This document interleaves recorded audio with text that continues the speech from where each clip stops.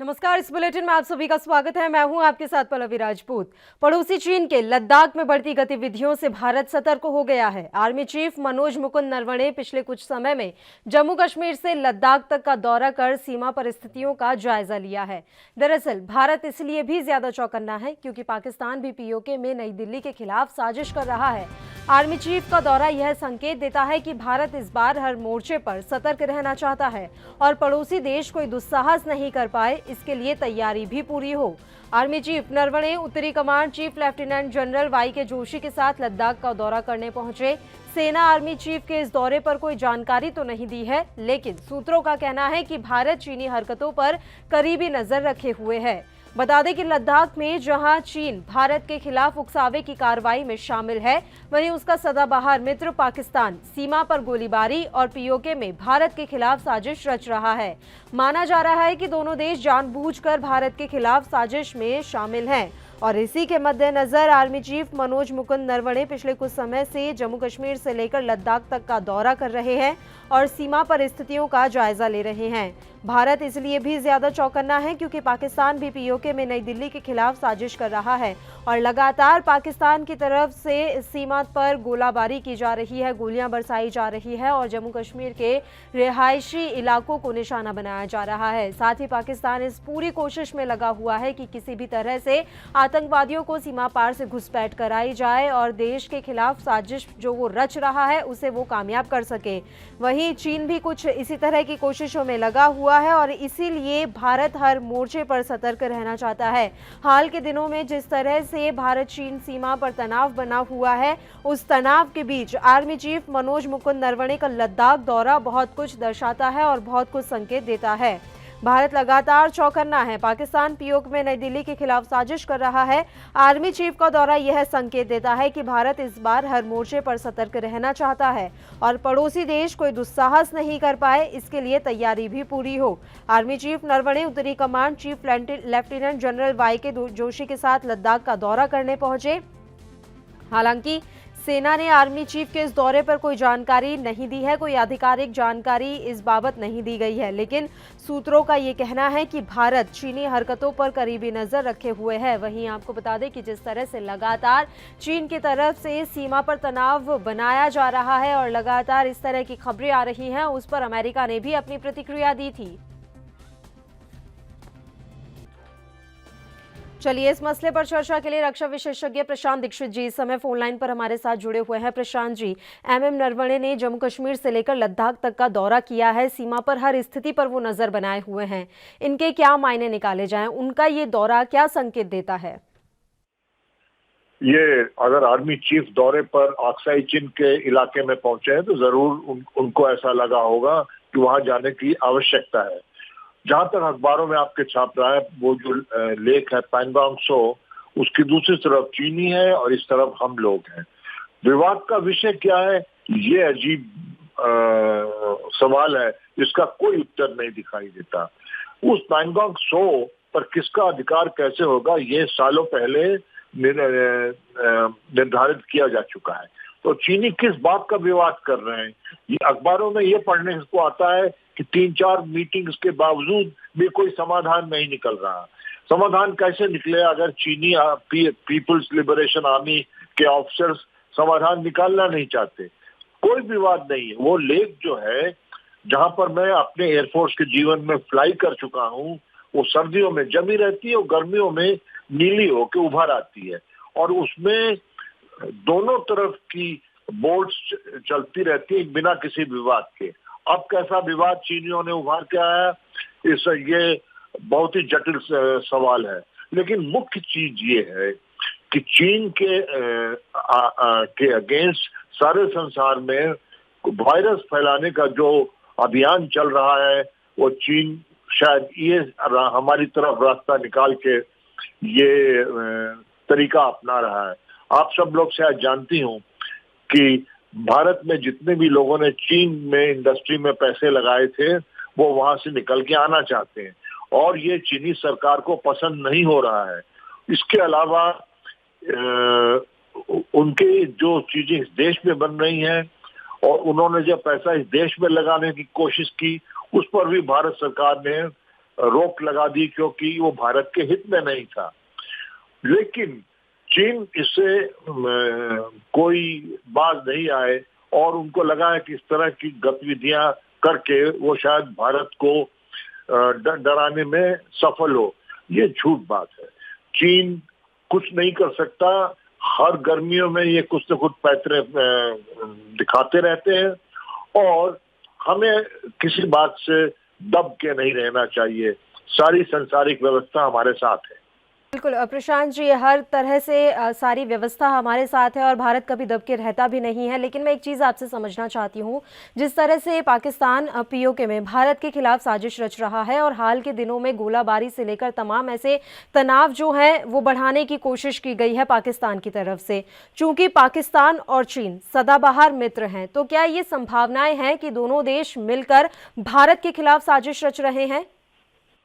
इतना आसान नहीं है जैसा कि आप सोच रही हैं। पाकिस्तान का जो गतिविधि रहती है भारत के वेस्टर्न बॉर्डर्स में, वो बहुत पुरानी चीज है। हमको ये लगा था कि अगर हम उनके बालाकोट के स्ट्राइक के बाद उनके टेररिस्ट के महकमे में अटैक करके बंद कर सकेंगे, उसमें हमें वैसी सफलता नहीं मिली जैसा कि हमारी दिशा में था। लेकिन ये पाकिस्तान के साथ ये हरकत होती रहेगी और गर्मियों का मौसम आ गया है, बर्फ पिघल गई है और घुसपैठिए घुसाए जाएंगे और हर साल ये होता है और हर साल बढ़ती हुई मात्रा में वो घुसपैठिए मारे जाते हैं। पाकिस्तान की सरकार का उनकी फौज पर कोई कंट्रोल नहीं है और उनकी फौज का उनकी आईएसआई पे कोई कंट्रोल नहीं है। एक तरफ तो वो संसार में एफएटीएफ से लड़ाई लड़ रहे हैं कि वो टेररिज्म पे पैसे न लगाएं, टेररिज्म को सपोर्ट न करें, और दूसरी तरफ उन्हीं के ही लोग हमारे इलाके में घुस के आते हैं और गोला बारूद करते हैं। सारे संसार को दिखाई देता है, लेकिन इसका असर कैसे होगा? आपका ये जो सवाल है कि क्या ये दोनों हमारे पश्चिमी बॉर्डर्स में और हमारे नॉर्दर्न बॉर्डर्स में मिलके कुछ करेंगे, ये इतना आसानी से संभव नहीं है। इतना है कि चीन ने अपनी रोड हमारे उस इलाके से उत्तर में निकाल दी है जो कि डिस्प्यूटेड टेरिटरी थी, जिस पर हमारा अधिकार था। चीन को जो 3000 किलोमीटर की जमीन पाकिस्तान ने हथिया दी थी 1964 में, वो उसमें रोड बना के ले आए हैं और हमने उस पर पूरी प्रोटेस्ट करी है। और यही एक कारण है कि चीन के one belt one road program में हम लोग शामिल नहीं हुए। लेकिन ये डर के रहना कि ये दोनों मिलके हम तो कुछ कर पाएंगे, मैं आपके सुनने वालों को, दर्शकों को ये आश्वासन देना चाहूंगा कि ये इतना आसान नहीं है और अगर हुआ भी तो हमें डर के नहीं रहना चाहिए। बिल्कुल प्रशांत जी, तो फिर क्या माना जाए? अभी हाल के दिनों में जिस तरह से भारत और चीनी सीमा पर इतना ज्यादा तनाव पैदा हुआ है, हालांकि ये कोई पहली बार नहीं है, इससे पहले भी इस तरह का तनाव देखने को मिला है, लेकिन हाल के दिनों में जिस कदर ये तनाव बढ़ा है उसके पीछे क्या वजह मानी जा सकती है? क्या ये वजह जो है वो कोरोना वायरस से रिलेटेड है या फिर कोई अन्य वजह है? कोई अन्य वजह नहीं है बहन। चीन को घेर लिया जा रहा है, सारा संसार घेर रहा है चीन को कोरोना वायरस के कारण। कई चीजें, और उसके बाद कोरोना वायरस के उभरने के बाद जब इन्होंने मेडिकल इक्विपमेंट सारे संसार में भेजा जो कि घटिया निकला, तो ये बातें उठ के उभर के आ रही हैं। वेस्टर्न पावर्स चाहती हैं कि चीन के में जो हुआ कोरोना के बीच में उसका पूरा इन्वेस्टिगेशन किया जाए। चीन ये चाहता नहीं, और इस दरमियान में ये जो अक्साई चीन पर चढ़ा इन्होंने एक विवाद शुरू कर दिया है, ये दिशा बहलाने के लिए। यही नहीं, उन्होंने ताइवान वाली भी बात शुरू कर दी है। और अगर आप देखते जाइएगा साउथ चाइना सी में जो इनके विवाद हैं, जहां पर चीन समझता है कि उनकी बपौती है, वहां पर भी विवाद शुरू होंगे। लेकिन हमें इन सब को इसको एक समझदारी से सोच के अभियान चलाना चाहिए। और जैसा कि मैंने अपने लेख में कहा है कि भारतवर्ष को दूसरे देशों के साथ मिलकर, वेस्टर्न पावर्स के साथ मिलकर उनके अभियान में शामिल होना चाहिए। और ये सुनने में आया है कि हम शामिल हो गए हैं। 70-80 देश जो चाहते हैं कि चीन में कोरोना वायरस का पूरा इन्वेस्टिगेशन किया जाए, हम उसमें सम्मिलित हैं और हमें पूरा फोर्स लगाना चाहिए कि उस बात को दबने न दिया जाए। आखिरकार हम भी तो उसको भोग रहे हैं, बताइए। बहुत बहुत शुक्रिया प्रशांत जी, आप हमारे साथ जुड़े, तमाम चर्चा आपने हमारे साथ की। फिलहाल अनूप भटनागर जी इस समय फोन लाइन पर हमारे साथ जुड़े हुए हैं, राजनीतिक विश्लेषक हैं। अनूप जी मैं आपसे समझना चाहती हूं, जिस तरह से भारत और चीन सीमा पर इस समय तनाव बढ़ा हुआ है, अंतर्राष्ट्रीय मोर्चे पर इसे किस तरह से देखा जाएगा? हालांकि अमेरिका ने इस पर भी भारत का साथ दिया है। देखिए, चीन कोरोना वायरस को लेकर के चारों तरफ से घिर रहा है। उसके दुनिया के सभी विकसित देशों का दबाव पड़ रहा है उसके ऊपर। अब वो ध्यान भटकाने के लिए भारत में लद्दाख की तरफ जो है दबाव बना रहा है। क्योंकि WHO में चीन अलग पड़ा है, वहां जांच के लिए कमेटी बन रही है। इस सारी चीजों को देखते हुए चीन की पूरी कोशिश है कि भारत यहाँ उलझा रहे लद्दाख के मामले में, और जहां तक संभव हो ताइवान के मामले पर चुप्पी साधे रहे। जी, चीन की ये रणनीति लग रही है जो सही नहीं है। जी, और क्या इस तरह की कोई संभावनाएं भी बन सकती हैं कि जिस तरह से पाकिस्तान भी लगातार सीमा पर तनाव बढ़ाने की कोशिश में जुटा हुआ है, तो पाकिस्तान और चाइना इन दोनों के बीच किसी तरह का कोई संबंध हो और आपस में साजिश रचकर इस तरह से तनाव फैलाने की कोशिश की जा रही हो? बिल्कुल ये संभव है, इस बात से इनकार नहीं किया जा सकता। POK में जिस तरह की गतिविधियां चलती रही हैं, वहां पर भी चीन की अपनी पैठ है। पाकिस्तान के अपने अंदरूनी हालात ठीक नहीं है जी, तो पाकिस्तान किसी ना किसी तरह से ध्यान भटकाने के लिए आप देखिए POK से इधर आतंकियों के भारत में घुसने और मारे जाने की घटनाएं, सेना पे हमले की घटनाएं बनी है। लद्दाख में चीन की सेना के संग हाथापाई की नौबत आई है। तो ये दोनों ही देश अगर मिलकर ये कर रहे हैं, इसका सीधा मकसद है अंतर्राष्ट्रीय स्तर पर ध्यान भटकाना, कोरोना वाले मामले से, पूरी तरह से कोरोना वायरस से ध्यान भटकाना है। जी अनूप जी, और इस तनाव के माहौल के बीच में आज आर्मी चीफ ने लद्दाख का दौरा किया है। इस दौरे के क्या कुछ मायने निकाले जा सकते हैं? क्या संकेत ये दौरा दे रहा है? देखिए, ये इस संकेत से बिल्कुल साफ है कि चीन को ये संदेश दिया जा रहा है, ये 1962 नहीं है जी। भारत अब पूरी तरह से सक्षम है। अगर चीन ने किसी भी तरह का दुस्साहस किया तो उसको वो उसी की भाषा में जवाब देगा। आप लगातार देख रहे हैं पिछले कई सालों से जो डोकलाम हुआ और सीमा पे चीनी सैनिकों संग जो हाथापाई हो रही है, भारत पीछे नहीं हट रहा किसी भी तरह से, बल्कि चीन को मजबूर कर रहा है कि तुम पीछे हटो और बात करो। इसलिए डरने की अपनी तरह की उसकी वो नहीं है। ठीक है अनूप जी, बहुत बहुत शुक्रिया तमाम चर्चा के लिए, आप हमारे साथ जुड़े। वहीं उत्तर प्रदेश के अयोध्या में रेलवे विभाग की भारी लापरवाही देखने को मिली। यहां श्रमिक ट्रेन से आए मजदूरों को प्लेटफॉर्म पर पानी तक नसीब नहीं हुआ। प्लेटफॉर्म पर पानी उपलब्ध ही नहीं था। ट्रेन से उतरे भूखे प्यासे मजदूरों ने इस दौरान जमकर हंगामा किया। फैजाबाद जंक्शन पर हंगामे की सूचना पर पुलिस मौके पर पहुंची और समझा बुझाकर मजदूरों को शांत किया। इसके बाद आगे के लिए ट्रेन रवाना हुई। बता दें कि ये श्रमिक ट्रेन बेंगलुरु से छपरा जा रही थी और इसी बीच फैजाबाद जंक्शन पर जैसे ही ये ट्रेन रुकी तो वहां मजदूर उतर पड़े और उन्होंने जमकर हंगामा मचाया। बताया जा रहा है कि पानी की सुविधा उपलब्ध न होने की वजह से मजदूर काफी ज्यादा परेशान थे और इसी बीच उन्होंने ये हंगामा किया। हंगामे की सूचना पर पुलिस मौके पर पहुंची और समझा बुझाकर मजदूरों को शांत किया गया। इसके बाद ट्रेन को आगे के लिए रवाना किया गया।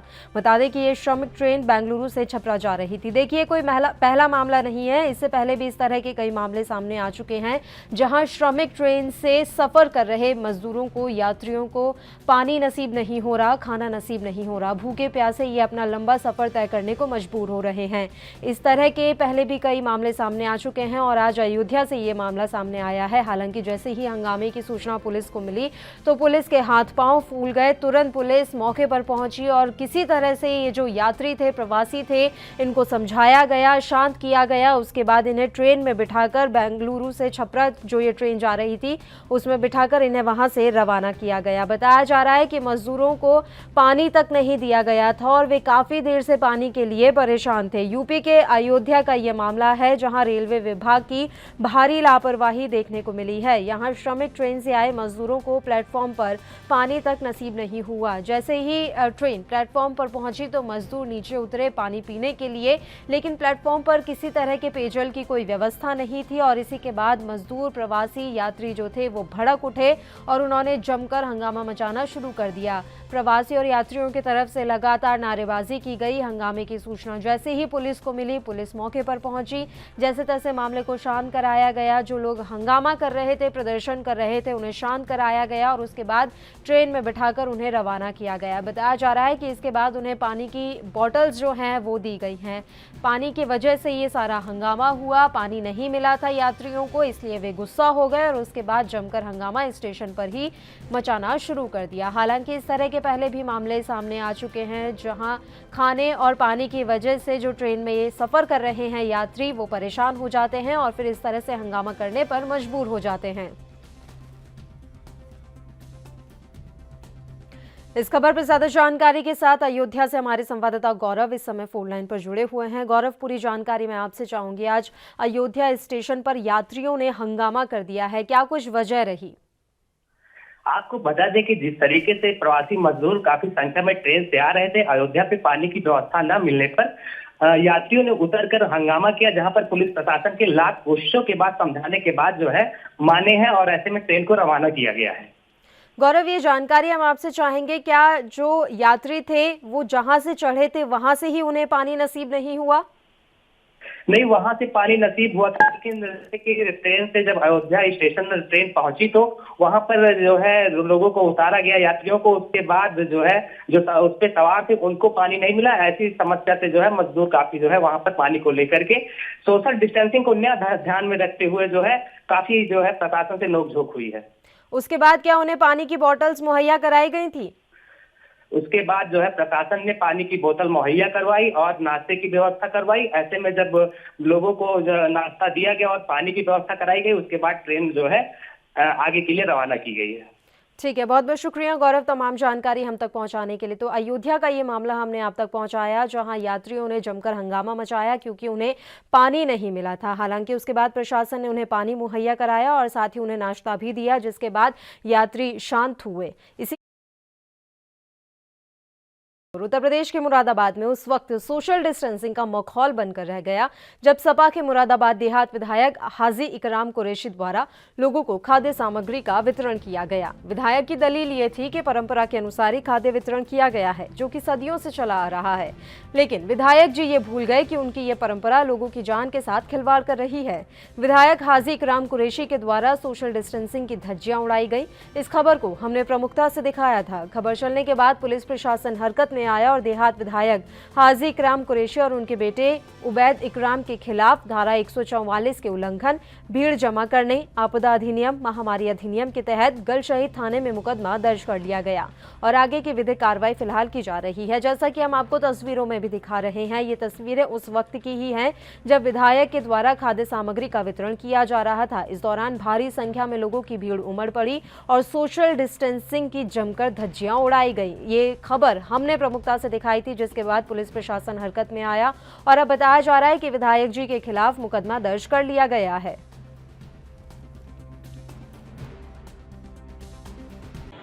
इसमें उनके द्वारा भीड़ इकट्ठा हो गई थी और खाद्य सामग्री बांटी जा रही थी, तो उन पर मुकदमा दर्ज किया गया है। इसमें दोनों ने धारा 144 का उल्लंघन किया, साथ ही इसमें आपदा प्रबंधन निधि की धाराओं में भी उनसे मुकदमा पंजीकृत कर विधिक कार्रवाई की जाए। सर, कितने लोगों के खिलाफ मुकदमा? इसमें विधायक जी और उनके पुत्र के खिलाफ मुकदमा दर्ज किया। तो उत्तर प्रदेश के मुरादाबाद का ये मामला है, जहां एसपी के विधायक के खिलाफ एफआईआर दर्ज की गई है। ये जो तस्वीरें इस समय आप देख रहे हैं, ये विधायक के द्वारा खाद्य सामग्री वितरण के दौरान की तस्वीरें हैं। जैसे ही विधायक जी ने खाद्य सामग्री वितरित करना शुरू किया, वैसे ही यहां लोगों की भारी भीड़ उमड़ पड़ी। हालांकि विधायक जी का कहना था कि वो नियम के हिसाब से ही खाना वितरित कर रहे थे, लेकिन ये तस्वीरें कुछ और ही बयां कर रही हैं।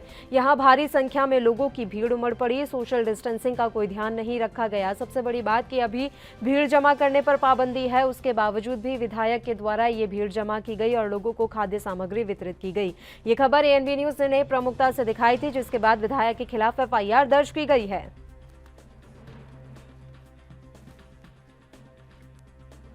हाजी इकराम कुरैशी विधायक इस समय फोन लाइन पर हमारे साथ जुड़े हुए हैं। कुरैशी जी, आपके ही खिलाफ FIR दर्ज कर ली गई है कि आपको याद नहीं था कि सोशल डिस्टेंसिंग का पालन कैसे करवाना है? देखिए, मैं घर से निकल कर गया 12:30 बजे जी 9 बजे से भीड़ घर के आगे घेरे पड़ी थी जी 4 घंटे मैंने कोशिश की कि आप लोग जाइए, मैं माइक से बोल रहा हूं कि आप लोग जाइए, सोशल डिस्टेंस का पालन करिए, चले जाइए। जी जब भीड़ नहीं कर दी तो मेरे पास राशन पानी मौजूद था। मैंने कहा ये भूखे हैं और भूखे का पेट भरना हमारा फर्ज बनता है। आपका फर्ज तो बनता है कुरैशी जी, लेकिन जिस तरह से भीड़ यहाँ पर जमा हो चुकी है, आपको पता है कि ये कितना बड़ा संकट का समय है और ऐसे में भीड़ एकत्रित करना कितना बड़ा खतरा पैदा कर सकता है। अभी शराबों की दुकान पर कितनी बड़ी भीड़ लगी थी, उसने कोई संकट पैदा नहीं किया। नहीं तो फिर ये क्या बात हुई? शराब की दुकान पर भीड़ लगी थी, यानी कि अगर सामने वाला गलती कर रहा है तो हम भी वो गलती कर सकते हैं। वो तो सरकार का काम था, शराब का तो खोलना। नहीं, आप मुझे ये बताइए कि ये जो भीड़ यहाँ पर तस्वीरों में दिखाई दे रही है, क्या ये सही था? बिना रह सकता है आदमी, मर नहीं सकता, लेकिन जब ये आप मुझे ये बताइए कुरैशी जी, ये जो भीड़ जमा हुई क्या ये सही है? मैंने नहीं जमा की मैम। आप स्थानीय प्रशासन को खाद्य सामग्री दे देते। अगर आप अपना फर्ज निभा रहे हैं, एक सेकंड कुरैशी जी, आप अपना फर्ज निभा रहे हैं और इसका हम तहे दिल से स्वागत करते हैं, लेकिन आप स्थानीय प्रशासन को खाद्य सामग्री दे देते, वो अपने हिसाब से इन गरीबों तक पहुंचा देते खाद्य सामग्री। मैं पहले रमजान से बांट रहा हूँ, घरों घरों पहुंचा रहा हूँ, मोहल्ले वाइज पहुंचा रहा हूँ। ये अलविदा के दिन मेरे यहाँ हड़ताल होता था, इसलिए भीड़ इकट्ठी होकर आ गई और कुछ मेरे विरोधियों ने ज्यादा उसको फैलाकर ज्यादा भीड़ भेज दी। मैं 4 घंटे पागलों की तरह हो गया, भीड़ हटने को तैयार नहीं थी। तो मुझसे जो भी कुछ हुआ जनता की मोहब्बत में हुआ। ठीक है कुरैशी जी, हमारे साथ बीजेपी के नेता भी इस खबर पर चर्चा के लिए जुड़े हुए हैं, नरेंद्र जी। जिस तरह की तस्वीरें सामने आ रही हैं, कुरैशी जी हमारे साथ मौजूद हैं। हालांकि उन पर FIR दर्ज हुई है कि उन्होंने इतनी भीड़ जमा कर ली। उनका ये कहना है कि विरोधियों के द्वारा भी कुछ फैला दिया गया है और इसलिए ये भीड़ इतनी जमा हो गई उस दौरान।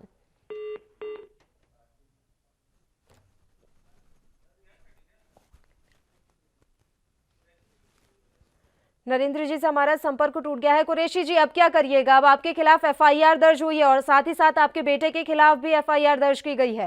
देखिए, हमें अगर कहीं दोषी पाया जाएगा, हम निर्दोष हैं।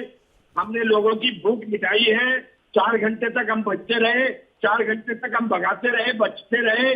जब 4 घंटे के बाद भुखमरी के कगार पर लोग थे तो हमारा दिल पसीज गया और हमने फिर उनको सोशल डिस्टेंस के साथ बांटना शुरू कर दिया। लेकिन प्रशासन का तो दिल नहीं पसीजा ना सर, आपके खिलाफ FIR दर्ज कर ही दी उन्होंने। जी, अब जो भी है भाई, जो सजा होगी केस चलेगा, जो सजा हमारे खिलाफ बनेगी। ठीक है हाजी इकराम जी, बहुत बहुत शुक्रिया आप हमारे साथ जुड़े।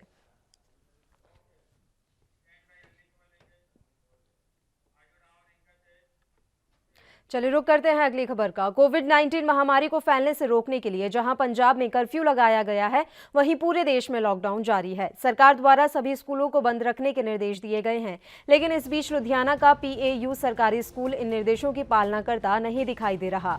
स्कूल में एक साथ बच्चों को बुलाया जा रहा है और स्कूल में टीचर भी मौजूद हैं। स्टूडेंट्स का कहना है कि उन्हें घर पर फोन करके बुलाया जा रहा है। साथ ही ये भी कहा जा रहा है कि अगर वे स्कूल नहीं पहुंचेंगे तो उन्हें फेल कर दिया जाएगा। जब स्कूल प्रशासन से इस बारे में पूछा गया तो उन्होंने कुछ भी बोलने से मना कर दिया। कोरोना महामारी के दौरान जिथे कि पूरे देश के स्कूल बंद ने, सारे सरकारों वालों आदेश भी दिए गए हैं कि स्कूल नहीं कोई खोलिया जाएगा, लेकिन लुधियाना का यह सरकारी स्कूल जिहड़ा हैगा वो खोलिया जाता है। उत्थे बच्चों बुलाया जाता है, काहदे लई बुलाया जाता है, बच्चों तो जानने की कोशिश करांगे तो इत्थे वड्डा इकट्ठ जिहड़ा हैगा बच्चों वालों भी किया जाता है। असीं इत्थे अध्यापकों के नाल गल करन दी कोशिश भी की सी, लेकिन ये स्कूल के दृश्य तुसीं देख सकते हो। ये जिहड़ा लुधियाने का गौरमेंट स्कूल हैगा, जिहड़ा कि जिथे कि कैप्टन सरकार वालों जिहड़ा हैगा नींह पत्थर भी रखा जाता है, स्मार्ट स्कूल मन्निया जाता है। तुसीं बच्चे देख सकते हो, इत्थे कोई सोशल डिस्टेंसिंग नहीं हैगी। काहदे लई बुलाया जाता, असीं इन्हां तों जानन दी जिहड़ी हैगी कोशिश करते हैं कि इन्हां नूं इत्थे काहदे लई बुलाया जाता। जी की नाम है? ਸਰ ਜੀ ਮੇਰਾ ਨਾਮ ਜੀ ਅੰਮ੍ਰਿਤਪਾਲ ਕਿਹੜੀ ਕਲਾਸ ਚੋਂ +2 ਚ ਜੀ। ਕਦ ਲਈ ਬੁਲਾਇਆ ਗਿਆ ਸੀ ਇਸ ਨੂੰ? ਉਹ ਬੁੱਕਸ ਦੇਣ ਵਾਸਤੇ ਬੁਲਾਇਆ ਸੀ ਜੀ। ਤੇ ਮਹਾਮਾਰੀ ਦਾ ਦੌਰ ਹੈ, ਤੁਹਾਨੂੰ ਡਰ ਨਹੀਂ ਲੱਗ ਰਿਹਾ? ਅਸੀਂ ਤਾਂ ਜੀ ਕਿਹਾ ਸੀਗਾ ਕਿ ਹਜੇ ਨਾ ਬੁਲਾਓ, ਰੋਕ ਕੇ ਬੁਲਾ ਲਿਓ। ਨਹੀਂ ਆਊਗਾ ਬੁੱਕਸ ਨਹੀਂ ਦਿੱਤੀਆਂ ਜਾਣਗੀਆਂ ਤੇ ਨਾਲੇ ਫੇਲ ਕੀਤੇ ਜਾਣਗੇ ਜੀ। ਫੇਲ ਕੀਤੇ ਵੀ ਆ ਜੀ 2-4 ਬੱਚੇ, ਮਤਲਬ ਕਾਫੀ ਕੀਤੇ ਨੇ। 40 ਚੋਂ ਜਿਵੇਂ 15 ਬੱਚੇ ਫੇਲ ਕੀਤੇ ਨੇ ਜੀ ਇਦਾਂ। ਬੱਚਿਆਂ ਨੇ ਕਿਹਾ ਸੀ ਕਿ ਨਾ ਬੁਲਾਓ। ਹੋਰ ਵੀ ਬੱਚਿਆਂ ਨਾਲ ਗੱਲ ਕਰਨ ਦੀ ਕੋਸ਼ਿਸ਼ ਕਰਾਂਗੇ। ਕੀ ਉਹਨਾਂ ਵੱਲੋਂ ਕਿਹਾ ਜਾਂਦਾ ਹੈ ਜੀ? ਕੀ ਕਿਹਾ ਜਾਂਦਾ ਸੀ ਤੁਹਾਨੂੰ? ਕੀ ਕੱਲ ਲਈ ਤੁਸੀਂ ਯੂਨੀਫਾਰਮ ਵੀ ਪਾਈ ਹੈ ਸਕੂਲ ਦੀ? ਹਾਂਜੀ ਅਸੀਂ ਉਹਨਾਂ ਨੇ ਕਿਹਾ ਸੀ ਨਾ ਬੁਲਾਓ, ਉਹਨਾਂ ਨੇ ਫੇਰ ਵੀ ਬੁਲਾ ਰਿਹਾ। ਉਹਨਾਂ ਨੇ ਕਿਹਾ ਸੀ ਬੱਚਿਆਂ ਨੂੰ ਪਾਸ ਕਰਾਂਗੇ। ਸਾਡੇ ਬਾਈ ਨੂੰ ਪਾਸ ਨਹੀਂ ਕਰਦੇ ਪਏ, ਜਿਨ੍ਹਾਂ ਨੇ ਗਾਲਾਂ ਲਿਖਿਆ ਉਹਨਾਂ ਨੂੰ ਪਾਸ ਕਰਤਾ ਜੀ। ਤੇ ਕਦ ਲਈ ਬੁਲਾਇਆ ਸੀ ਤੁਹਾਨੂੰ? ਬੁੱਕਸ ਦੇਣ ਵਾਸਤੇ। ਜੇ ਤੁਸੀਂ ਨਾ ਆਉਂਦੇ ਫਿਰ? ਉਹਨਾਂ ਨੇ ਕਹਿਣਾ ਵੀ ਫਿਰ ਤੁਹਾਡੇ ਤੇ ਐਕਸ਼ਨ ਲੈਣਾ ਬਾਈ। ਬੱਚਿਆਂ ਤੇ ਪ੍ਰੈਸ਼ਰ ਪਾਇਆ ਜਾਂਦਾ ਹੈ ਕਿ ਉਹਨਾਂ ਤੋਂ ਐਕਸ਼ਨ ਲਿਆ ਜਾਏਗਾ, ਲੇਕਿਨ ਇੱਥੇ ਕਿ ਤੁਸੀਂ ਦੇਖ ਸਕਦੇ ਹੋ ਕਿ ਬੱਚਿਆਂ ਨੂੰ ਬੁਲਾਇਆ ਜਾਂਦਾ ਹੈ ਤੇ ਬੱਚੇ ਵੀ ਕਹਿ ਰਹੇ ਕਿ ਅਸੀਂ ਉਹਨਾਂ ਨੂੰ ਕਿਹਾ ਸੀ, ਲੇਕਿਨ ਹੁਣ ਇਹਨਾਂ ਤੋਂ ਵੀ ਜਾਣਨ ਦੀ ਕੋਸ਼ਿਸ਼ ਕਰਾਂਗੇ। ਕੀ ਹਾਂਜੀ, ਕਿ ਕਹਿ ਰਹੇ ਕਿ ਜੇ ਨਹੀਂ ਆਊਗੇ ਤਾਂ ਤੁਹਾਡਾ ਨਾਮ ਵੀ ਕੱਟਿਆ ਜਾ ਸਕਦਾ ਸਕੂਲੋਂ, ਤੁਹਾਨੂੰ ਆਉਣਾ ਹੀ ਪੈਣਾ ਹੈ। ਅਸੀਂ ਮਨਾ ਵੀ ਕੀਤਾ ਸੀ ਕਿ ਨਹੀਂ ਆਣਾ ਸਰ, ਕਿ ਕਰੋਨਾ ਵਾਇਰਸ ਕਰਕੇ ਕਿੰਨੇ ਲੋਕ ਪੀੜਿਤ ਨੇ ਇਹਨਾਂ ਨੂੰ, ਪਰ ਸਮਝ ਹੀ ਨਹੀਂ ਇਹਨਾਂ ਨੂੰ। ਬਿਲਕੁਲ ਕਿ ਤੁਸੀਂ ਦੇਖਿਆ ਕਿ ਬੱਚਿਆਂ ਵੱਲੋਂ ਜਿਹੜਾ ਹੈਗਾ ਬੁਲਾਇਆ ਜਾਂਦਾ ਹੈ, ਬੱਚਿਆਂ ਨੂੰ ਇੱਥੇ ਸਕੂਲ ਦੇ ਵਿੱਚ ਬੁਲਾਇਆ ਜਾਂਦਾ। ਬੱਚਿਆਂ ਵੱਲੋਂ ਕਿਹਾ ਵੀ ਜਾਂਦਾ ਕਿ ਨਾ ਬੁਲਾਓ, ਲੇਕਿਨ ਇੱਥੇ ਜ਼ਬਰਦਸਤੀ ਜਿਹੜਾ ਉਹਨਾਂ ਨੂੰ ਧਮਕੀਆਂ ਦਿੱਤੀਆਂ ਜਾਂਦੀਆਂ ਕਿ ਬੱਚੇ ਸਕੂਲ ਨਹੀਂ ਆਉਂਗੇ ਤੁਹਾਨੂੰ ਜਿਹੜਾ ਹੈਗਾ ਫੇਲ ਕਰ ਦਿੱਤਾ ਜਾਏਗਾ। ਲੇਕਿਨ ਤੁਹਾਨੂੰ ਅਸੀਂ ਦ੍ਰਿਸ਼ ਵੀ ਦਿਖਾਈ ਸੀ ਸਕੂਲ ਦੇ ਵਿੱਚ ਕਿਸ ਤਰ੍ਹਾਂ ਬੱਚੇ ਭਾਰੀ ਮਾਤਰਾ ਦੇ ਵਿੱਚ ਆਉਂਦੇ ਨੇ ਤੇ ਕਿਤਾਬਾਂ ਲੈਂਦੇ ਨੇ। ਤੇ ਨਾਲ ਜਦੋਂ ਇੱਥੇ ਅਧਿਆਪਕਾਂ ਨਾਲ ਗੱਲ ਕਰਨ ਦੀ ਕੋਸ਼ਿਸ਼ ਕੀਤੀ, ਉਹਨਾਂ ਨੇ ਵੀ ਇਸ ਮਾਮਲੇ ਦੇ ਵਿੱਚ ਕੋਈ ਪੁਖਤਾ ਗੱਲ ਹੈਗਾ ਜਵਾਬ ਨਹੀਂ ਦੇ ਪਾਏ। ਹੁਣ ਦੇਖਣ ਵਾਲੀ ਗੱਲ ਹੋਏਗੀ ਕਿ ਕੈਪਟਨ ਸਰਕਾਰ ਜਾਂ ਜ਼ਿਲ੍ਹਾ ਪ੍ਰਸ਼ਾਸਨ ਜਿਹੜਾ ਹੈਗਾ ਇਹਨਾਂ ਦੇ ਕਿਸ ਤਰ੍ਹਾਂ ਦੀ ਕਾਰਵਾਈ ਕਰਦਾ है। लुधियाना तो अभिषेक बहल के नाल अमनदीप खैरा, ANB न्यूज़। और इसी के साथ इस बुलेटिन में फिलहाल के लिए इतना ही। मुझे दीजिए इजाजत। देश प्रदेश की तमाम ताज़ा और अहम खबरों के लिए आप देखते रहिए ANB न्यूज़। नमस्कार।